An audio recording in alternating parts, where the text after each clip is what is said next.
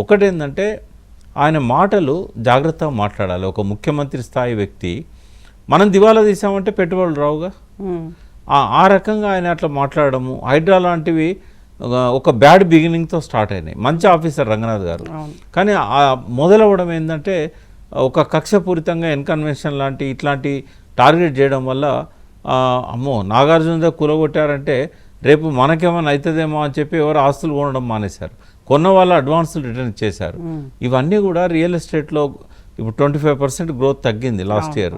వీటన్నిటి కారణం ఏంటంటే ఆయన వ్యవహార శైలి. నిన్న మాట్లాడిన మాటలకైతే అసలు ఇంకెవరు పెట్టుబడులు కూడా పెట్టరు తెలంగాణలో. ఉన్న పెట్టుబడులు కూడా వెనక్కిపోయే పరిస్థితి ఉన్నది. అంటే ఇవన్నీ అపరిపక్వత. కేసీఆర్ను బదనాం చేయాలనేది. మూడవది హిడెన్ ఎజెండా కూడా ఒకటి ఉంది. ఇప్పుడు అంతర్వాహిని సరస్వతి నది అంటారు, బయటికి ప్రాణహిత గోదావరి కనబడుతుంది. ఈయన విషయాలలో కూడా అపరిపక్వత, కేసీఆర్ను తిట్టడం అనేది బయటికి కనబడుతుంది.